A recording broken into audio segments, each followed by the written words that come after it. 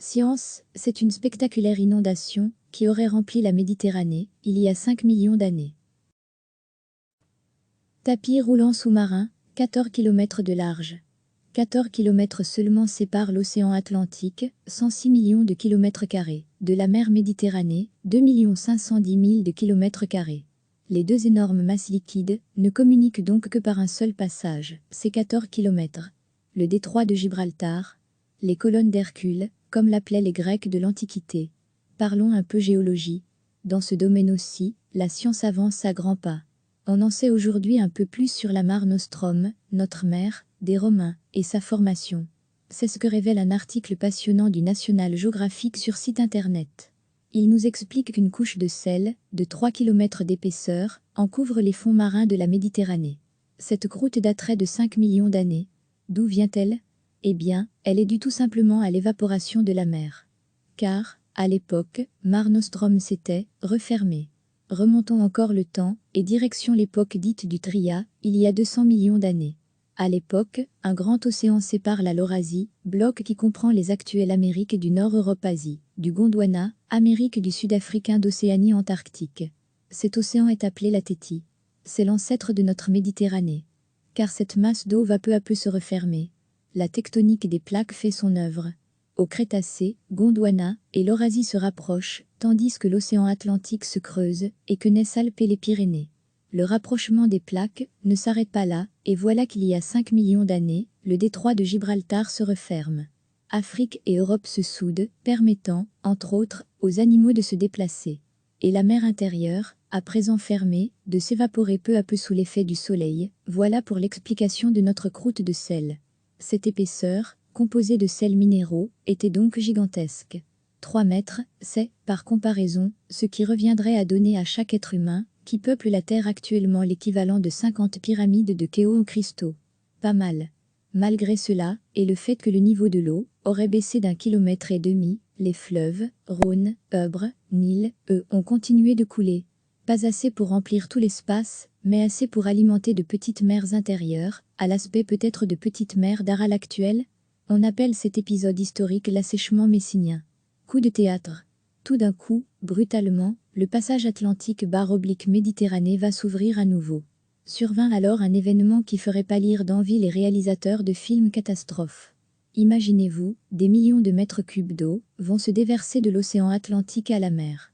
Imaginez une inondation dantesque, la plus grande que le monde n'a jamais connue. L'océan se déverse littéralement sur les terres, ces terres asséchées de la Méditerranée occidentale, une bande de terre séparait encore les deux parties de la mer, à hauteur de la Sicile. Le débit est titanesque, une véritable cascade d'eau, qui en comparaison est 500 fois plus importante que le débit actuel de l'Amazone. À l'origine vraisemblablement par un petit filet d'eau se frayant un chemin entre les roches, l'érosion fera vite son œuvre. Et le déferlement de commencer, semblable à une lance à incendie de taille démesurée. Un véritable canal se creuse alors à hauteur de Gibraltar, se poursuivant en un impressionnant canyon marin, entouré de sédiments. On pensait que ce phénomène, appelé flots encléens, avait duré une dizaine de milliers d'années. On estime maintenant, depuis peu, que le remplissage de la Méditerranée aurait pu se faire en 2 ans. La Méditerranée, à présent ouverte, joue un rôle dans la circulation globale de l'eau sur Terre. Toujours selon le National Geographic, la salinité de la mer, due à l'évaporation, on estime à une hauteur d'1 mètre, l'eau qui disparaît à cause du soleil chaque année, est primordiale. En rejoignant les eaux de l'Atlantique, celle de Mare Nostrum amène en effet avec elle du sel. Sel ayant un impact sur les courants marins. Ces courants, sortes de tapis roulants, qui, tel le Gulfstream, influencent sur la météo, les tempêtes ou encore la température de notre planète bleue. À l'heure du dérèglement climatique, il est donc extrêmement important pour les scientifiques d'en savoir encore plus sur les mécanismes à l'œuvre sur Terre. La tectonique des plaques, elle, se poursuit de nos jours. Le continent africain continue de se rapprocher de la plaque eurasiatique. La collision est en cours, enfin c'est lent, très lent rassurez-vous. Dans quelques millions d'années, la Méditerranée sera donc à nouveau bouchée. Selon des géologues de l'université d'Utrecht, aux Pays-Bas, cités par Slat, le processus aurait même tendance à s'inverser. Et ce serait l'Europe qui passerait sous l'Afrique. Les phénomènes géologiques ne sont pas si simples pour autant. Car il n'y a pas que 2 plaques. Ainsi, selon Olivier Boll, géologue à l'Université de Liège, la Méditerranée est complexe. Il existe aussi deux petites zones de subduction, une plaque qui plonge sous une autre. L'Italie en est une. Coincée entre les grandes plaques, sa convergence avec l'européenne est à l'origine des Alpes. Et le scientifique de préciser que la zone sismique est, au croisement de ces zones de subduction, comme celle entourant la microplaque adriatique, très active. C'est ainsi que l'on retrouve des volcans comme le Vésuve, le Stromboli ou l'Etna dans le sud de l'Italie, et que la sismicité est forte du côté de la mer Égée, explique le scientifique. C'est une petite ceinture de feu qui se situe en Méditerranée, mais beaucoup moins impressionnante que celle du Pacifique. Sujet du JT d'Anne Delvaux du 9 octobre 2005, à la suite d'un important séisme au Pakistan. La Méditerranée, à la géographie complexe et torturée, réserve encore son lot de surprises et de découvertes. C'est ainsi que les recherches sur le passé géologique de Mare Nostrum continuent.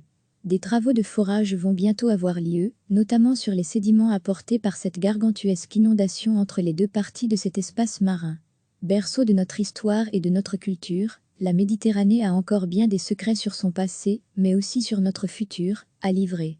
Recevez chaque matin l'essentiel de l'actualité. 14 km de large.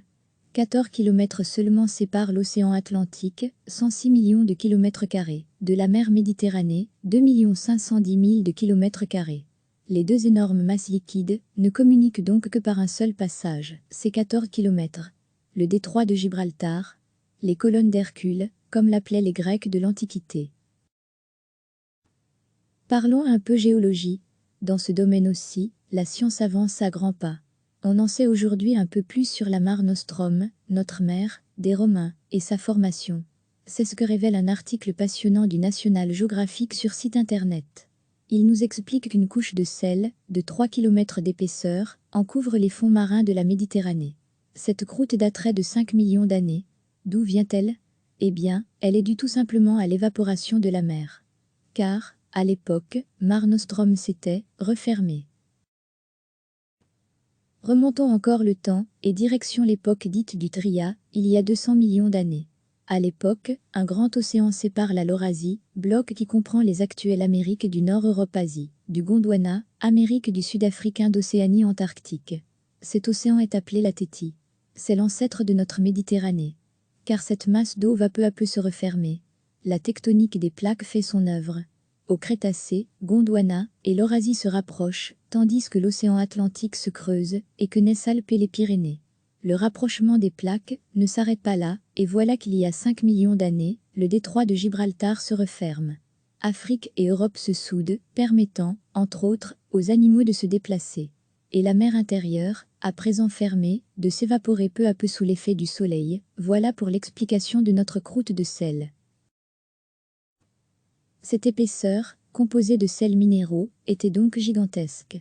3 mètres, c'est, par comparaison, ce qui reviendrait à donner à chaque être humain, qui peuple la Terre actuellement l'équivalent de 50 pyramides de Khéops en cristaux. Pas mal. Malgré cela, et le fait que le niveau de l'eau aurait baissé d'1,5 km, les fleuves, Rhône, Ebre, Nil, eux, ont continué de couler.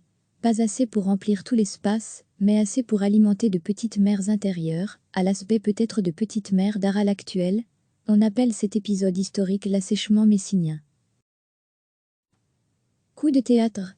Tout d'un coup, brutalement, le passage Atlantique/Méditerranée va s'ouvrir à nouveau. Survint alors un événement qui ferait pâlir d'envie les réalisateurs de films catastrophes. Imaginez-vous, des millions de mètres cubes d'eau vont se déverser de l'océan Atlantique à la mer. Imaginez une inondation dantesque, la plus grande que le monde n'a jamais connue.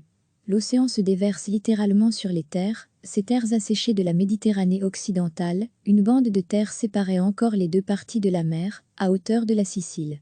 Le débit est titanesque, une véritable cascade d'eau, qui en comparaison est 500 fois plus importante que le débit actuel de l'Amazone. À l'origine vraisemblablement par un petit filet d'eau se frayant un chemin entre les roches, l'érosion fera vite son œuvre. Et le déferlement de commencer, semblable à une lance à incendie de taille démesurée. Un véritable canal se creuse alors à hauteur de Gibraltar, se poursuivant en un impressionnant canyon marin, entouré de sédiments. On pensait que ce phénomène, appelé flots encléens, avait duré une dizaine de milliers d'années. On estime maintenant, depuis peu, que le remplissage de la Méditerranée aurait pu se faire en 2 ans. Tapis roulant sous-marin, la Méditerranée, à présent ouverte, joue un rôle dans la circulation globale de l'eau sur Terre. Toujours selon le National Geographic, la salinité de la mer, due à l'évaporation, on estime à une hauteur d'1 mètre, l'eau qui disparaît à cause du soleil chaque année, est primordiale. En rejoignant les eaux de l'Atlantique, celle de Mare Nostrum amène en effet avec elle du sel. Sel ayant un impact sur les courants marins. Ces courants, sortent de tapis roulants, qui, tel le Gulf Stream, influencent sur la météo, les tempêtes ou encore la température de notre planète bleue. À l'heure du dérèglement climatique, il est donc extrêmement important pour les scientifiques d'en savoir encore plus sur les mécanismes à l'œuvre sur Terre. De la tectonique des plaques, la tectonique des plaques, elle, se poursuit de nos jours. Le continent africain continue de se rapprocher de la plaque eurasiatique. La collision est en cours, enfin c'est lent, très lent rassurez-vous. Dans quelques millions d'années, la Méditerranée sera donc à nouveau bouchée. Selon des géologues de l'université d'Utrecht, aux Pays-Bas, cités par Slat, le processus aurait même tendance à s'inverser. Et ce serait l'Europe qui passerait sous l'Afrique. Les phénomènes géologiques ne sont pas si simples pour autant, car il n'y a pas que 2 plaques. Ainsi, selon Olivier Boll, géologue à l'université de Liège, la Méditerranée est complexe. Il existe aussi 2 petites zones de subduction, une plaque qui plonge sous une autre. L'Italie en est une. Coincée entre les grandes plaques, sa convergence avec l'européenne est à l'origine des Alpes. Et le scientifique de préciser que la zone sismique est, au croisement de ces zones de subduction, comme celle entourant la microplaque adriatique, très active. C'est ainsi que l'on retrouve des volcans comme le Vésuve, le Stromboli ou l'Etna dans le sud de l'Italie, et que la sismicité est forte du côté de la mer Égée, explique le scientifique. C'est une petite ceinture de feu qui se situe en Méditerranée, mais beaucoup moins impressionnante que celle du Pacifique. Archive JT, petite explication sur la tectonique des plaques. Sujet du JT d'Anne Delvaux du 9 octobre 2005, à la suite d'un important séisme au Pakistan. La Méditerranée, à la géographie complexe et torturée, réserve encore son lot de surprises et de découvertes. C'est ainsi que les recherches sur le passé géologique de Mare Nostrum continuent. Des travaux de forage vont bientôt avoir lieu, notamment sur les sédiments apportés par cette gargantuesque inondation entre les 2 parties de cet espace marin. Berceau de notre histoire et de notre culture, la Méditerranée a encore bien des secrets sur son passé, mais aussi sur notre futur, à livrer. Cliquez sur s'abonner pour recevoir les dernières nouvelles.